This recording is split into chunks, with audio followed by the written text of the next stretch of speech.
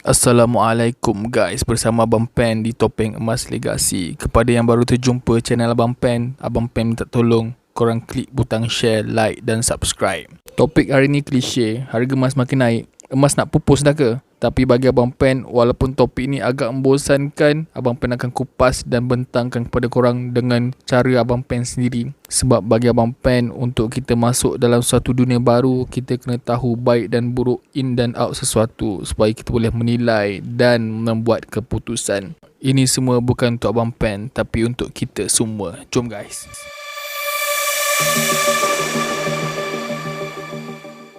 Mari kita rungkai persoalan sebenar untuk topik kita pada hari ini. Pada tahun 2021, semasa video ini dibuat, apakah yang akan berlaku kepada harga komoditi emas? Adakah ia akan terus melambung naik? Apakah kesan ekonomi COVID-19 dan inflasi terhadap harga komoditi emas ini? Bagi Abang Pen, sebelum kita menerpa ke masa hadapan, lebih baiklah kita berpatah balik ke masa lampau. Sebab kata orang, sejarah mungkin boleh berulang. Macam lagu New Boys, sejarah mungkin boleh berulang lagi. Okey, kalau kita lihat pada tahun 2016, harga emas hanyalah RM150 untuk 1 gram. Tetapi pada tahun 2020, harga emas mencecah RM285 untuk 1 gram. Aduh, siapa pula kalau Abang Pen tengah-tengah record video ni? Oh, tak boleh guys. Ini Steve Forbes. Dia bawa bacang Abang Pen. Dia kahwin dengan jiran selang 4 buah rumah daripada rumah Abang Pen. Kita tanya apa yang dia nak. Hello? Investors take note. Gold will shine again. Inilah masalah. Masuk-masuk tak terima lagi salam.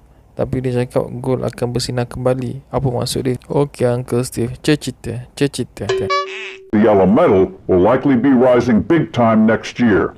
Okey, sebab apa? The reason? All that money the Federal Reserve printed to finance those stimulus bills will be circulating as the economy fully opens up in coming months. Oh, so geng-geng Joe Biden dia pergi print duit kertas sebab banyak lah kan? Most of the bonds used to finance this red ink were bought by the Federal Reserve by creating money out of thin air.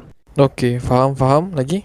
Excess money printing by the Federal Reserve during the late 1960s and throughout the 1970s led to the Great Inflation that saw 3 ever more severe recessions, rapidly rising prices, high unemployment, and horrific interest rates. When the dollar is weakened like this, gold will go up. Okey Uncle Steve, thank you lah sebab bagi update terkini tentang apa yang berlaku kat Amerika Syarikat. Okay, thank you. I'll take it from here. Abang Pen nak sambung buat video dulu. Okay, Uncle Steve? I'm Steve Forbes. Thanks for listening. Okey, kesimpulannya daripada apa yang Uncle Forbes cakap, ada beberapa soalan lagi yang timbul. Yang pertama, apa kaitan inflasi dengan harga emas semasa? Yang kedua, apakah kaitan antara COVID-19, ekonomi dunia, inflasi dengan harga emas? Dan yang ketiga, apakah kaitan ekonomi Amerika Syarikat pula dengan harga emas? Aduh Abang Pen, lagi-lagi soalan. Bila nak jawapannya? Pening lah Abang Pen. Lepak guys, jangan gelabah dulu. Kan Abang Pen ni, Abang Pen akan jawab semuanya dan akan pastikan korang faham. Tak banyak pun tak apa, janji ada. Sebab kepakaran Abang Pen, yang berat Abang Pen ringankan, yang susah Abang Pen mudahkan. Jangan risau guys, jom follow Abang Pen lagi.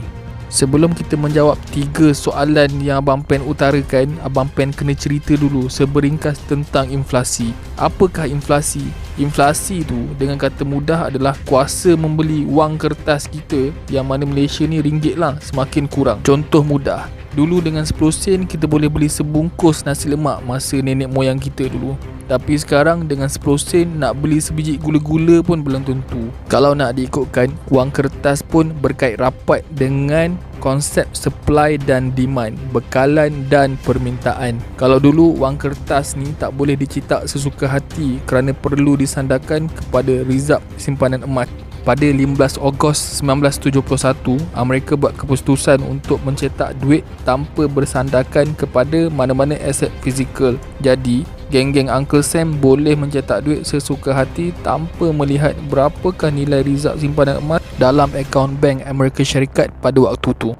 Ada pro dan con kenapa mereka membuat keputusan untuk tak menyandarkan wang kertas dengan emas. Sebab utamanya, permintaan untuk wang kertas semakin meningkat kerana meningkatnya populasi rakyat Amerika Syarikat pada waktu itu. Sekiranya rakyat Amerika Syarikat bertambah tetapi rizab simpanan emas tidak bertambah, jadi mereka tak boleh nak memenuhi permintaan rakyat Amerika Syarikat untuk menggunakan wang kertas. Yang buruknya, bangsa-bangsa kayangan boleh mencetak duit kertas sesuka hati mereka dan memanipulasi jumlah duit dalam pasaran.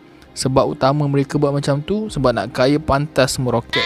Kesannya terjadilah inflasi dan hyperinflasi sekiranya dicetak duit kertas dengan jumlah terlampau berlebihan. Dan kalau korang ingat, sebelum ni Abang Pen cakap kalau duit kertas dicetak terlampau banyak, maka nilai duit kertas tu akan jatuh, dan itulah inflasi. Dan inilah juga maksud tagline Abang Pen, emas kekayaan kalis inflasi, sebab ia tak boleh dimanipulasi dan dicetak sesuka hati. Berbalik kepada Uncle Fob, sebab tu Uncle Fob tak puas hati dan menjangkakan akan terjadinya inflasi kerana kerja-kerja mencetak duit berlebihan ni bukan kali pertama dilakukan oleh Amerika Syarikat. Pada akhir tahun 1960 dan sepanjang tahun 1970 pun, Uncle Sam dah buat kerja ni untuk funding Perang Dunia Kedua. Kesannya, terjadilah kegawatan ekonomi yang teruk di Amerika Syarikat pada waktu tu, hyperinflasi dan ramai yang dibuang kerja. Bank-bank pula menaikkan bunga ataupun interest bank untuk menampung kerugian. Tapi kerugian untuk bank bagi Abang Pen cumalah jumlah yang tak cukup untuk capai target keuntungan tahun semasa kot. Bank mana pernah rugi kan? Tapi ini bukan bank dekat Malaysia lah, ini bank luar negara. Abang Pen tak cakap bank Malaysia sebab Abang Pen tak kerja dekat bank. Nanti ada pula pembatak bank cakap cuba Abang Pen kerja dekat bank untuk sehari. Okay, korang dah faham part yang susah ni kan?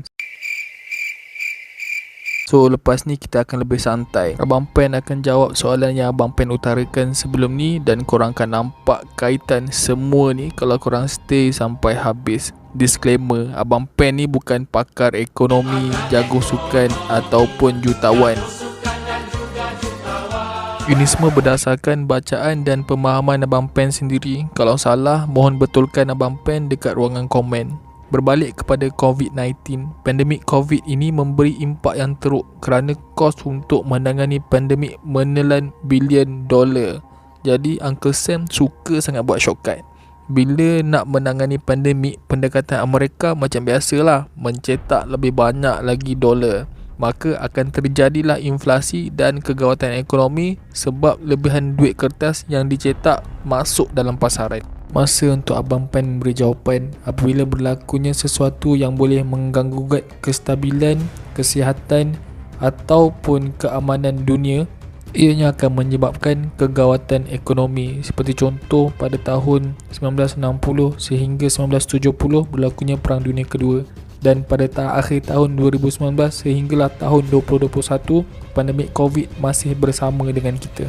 Kesan dan akibat COVID-19 akan menyebabkan kegawatan ekonomi, dan hyperinflasi yang berlaku akan menyebabkan kegawatan ekonomi itu bertambah lebih parah, dan dasar-dasar kerajaan Amerika Syarikat akan menyebabkan ekonomi Amerika Syarikat akan runtuh sekiranya pelan pemulihan tidak dilaksanakan dengan baik. Jadi apa kena-mengena ekonomi Amerika Syarikat dengan emas? Jawapannya, Amerika kan katanya kuasa terbesar ekonomi dunia. Buat masa ni lah kot, 5-6 bulan lagi confirm Malaysia yang akan jadi top. Harga emas berkait secara langsung dengan nilai dolar.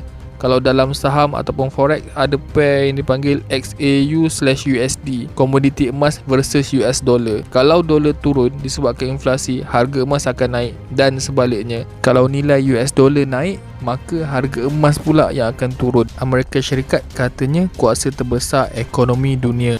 Jadi harga komoditi emas akan naik kerana berita akan berlakunya kegawatan ekonomi di Amerika Syarikat. Berita ni penting dan dia fundamental untuk pelabur-pelabur emas buat keputusan sebelum diorang membeli emas. Tapi untuk kita penyimpan-penyimpan emas, bukan mohon besar selagi emas tak boleh dicetak dan tangan-tangan manusia yang mengawal cetakan duit kertas, jangka masa panjang harga emas akan terus naik kerana inflasi akan pasti dan terus berlaku. Kesimpulannya, pada tahun 2021, Abang Pen akan terus menjangkakan kenaikan harga emas, bukan kerana emas semakin pupus, tetapi salah satu faktor yang mempengaruhi harga emas sedang berlaku. Ada banyak lagi faktor yang akan mempengaruhi harga emas, tapi kita akan bincangkan di video yang lain. Namun nasihat jujur daripada Abang Pen, kalau harga emas turun sikit, kita belilah sikit. Tapi kalau harga emas turun banyak, kita beli banyak-banyak guys, kerana jangka masa panjang harga emas akan naik. So kalau faham guys, ataupun buat faham, tengok video ni 4000 kali. Dan kalau Abang Pen salah, betulkan Abang Pen di ruangan komen. Abang Pen rasa cukup untuk hari ni. Lepas ni Abang Pen janji kita akan bincangkan topik-topik yang kurang berat dan lebih menyedapkan halwa telinga kita semua, guys. Okay guys, jangan lupa kalau belum dapatkan ebook Abang Pen, boleh PM Abang Pen untuk kita orang bagi ebook percuma dari Abang Pen untuk korang semua. Knowledge is free guys. Jangan lupa tekan butang share, like dan subscribe. Bye.